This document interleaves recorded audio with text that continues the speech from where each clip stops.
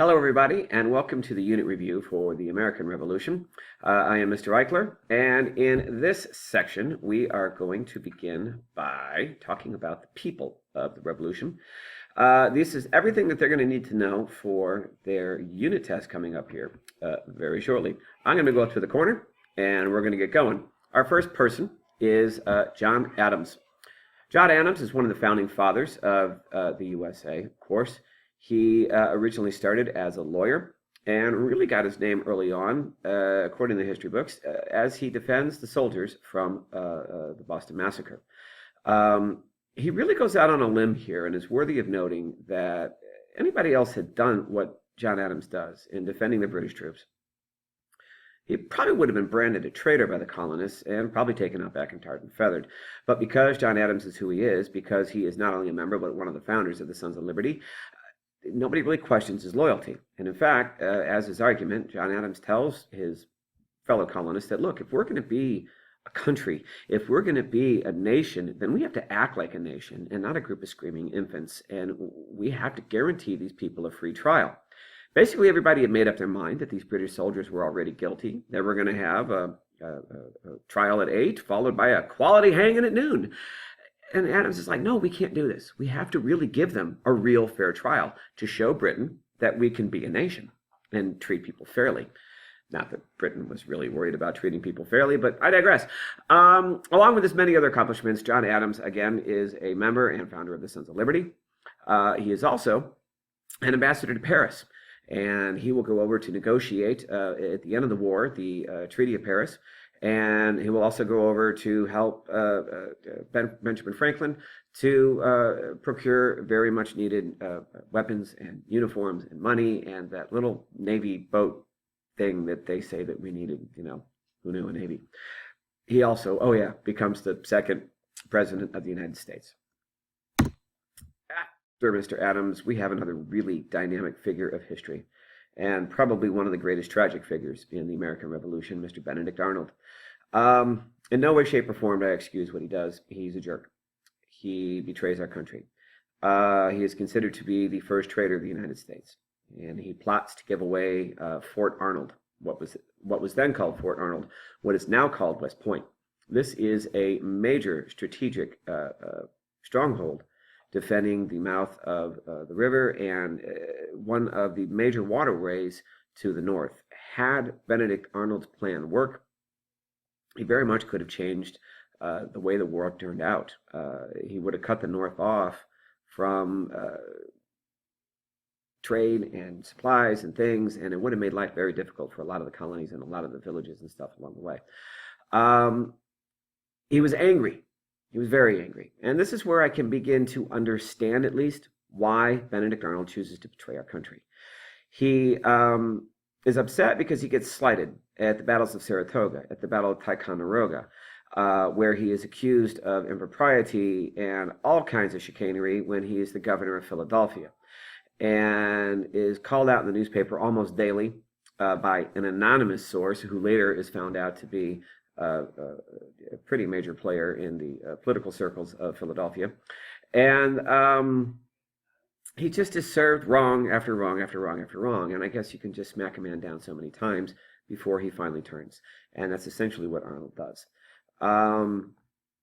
Benedict Arnold, the most important thing to remember again, that he is considered to be the first traitor of the United States and tries to tries to give away Fort Arnold to the British. Benjamin Franklin, one of the most neatest guys in all of history, period. It is easier to make a list of the things that Benjamin Franklin doesn't do during his life than the things that he does do. The post office, the library, yeah, that's him. Lightning rods, that's him. The glass harmonica, all right, well, 3 out of 4 isn't bad, right? Those are just a couple of things.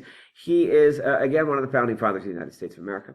He is the ambassador to Paris during the war, and he negotiates actively with the French to get us much needed guns and ammunition, uniforms, money, and again, that most important necessity, a navy to take on the British Navy.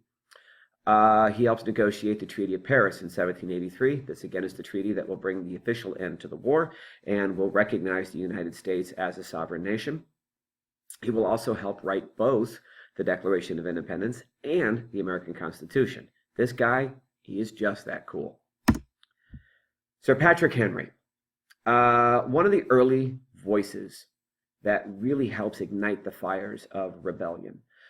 He is a member of the Virginia House of Burgess. That's nothing more than a name for the Virginia Congress, State Congress.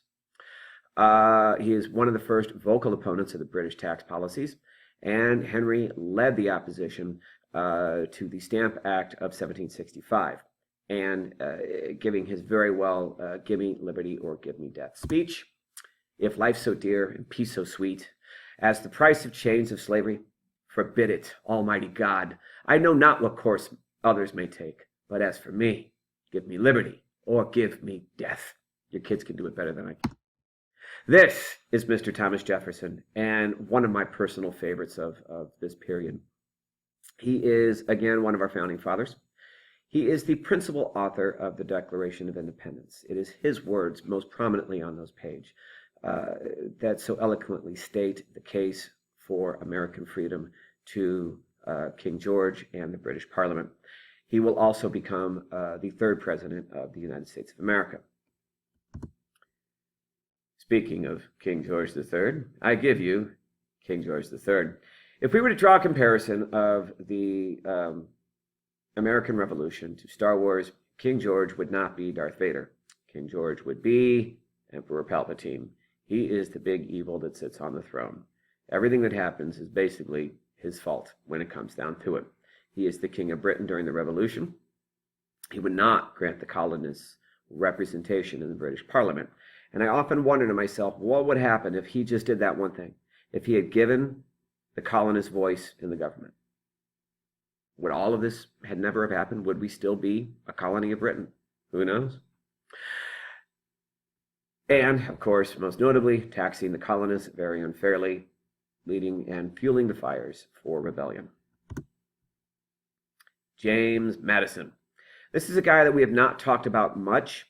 We will talk about him in our very next unit when we break down and discuss the Constitution in great depth and detail. But for now, I want you simply to know the name because it ties in here very well. James Madison, he is the father of our Constitution, and he also will become the fourth president of the United States. Remember those two things about him? We're good, we're gold. George Washington, the Patriot's patriot. You don't get much better than our first president.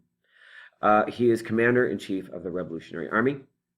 He, of course, is considered to be the father of the United States of America. He is the first president of the United States. Some things also worth remembering that during the entire length of the Revolution, George Washington does not leave the troops. He does not take a vacation. He camps next to his troops, right next to the field where everybody else is out in their little canvas tents and they're all out there hovering and shivering. He's right out there shivering with them. The rest of his officers will go take shelter in local homes, local villages, local inns, and they'll sleep their nights in comfortable beds next to warm, roasty fires. George is out there with his troops, and his troops love him for it. George is revered by his troops and his officers, and they would follow him to no end by the end of the war. He had a rough road in the beginning, to be sure, but by the end of the war, there was no question in anyone's mind that George Washington was, without a doubt, the man to be commander-in-chief of the Revolutionary Army. That ends this first section of the people of the Revolution. Thank you all for joining me. I hope you all have a wonderful evening.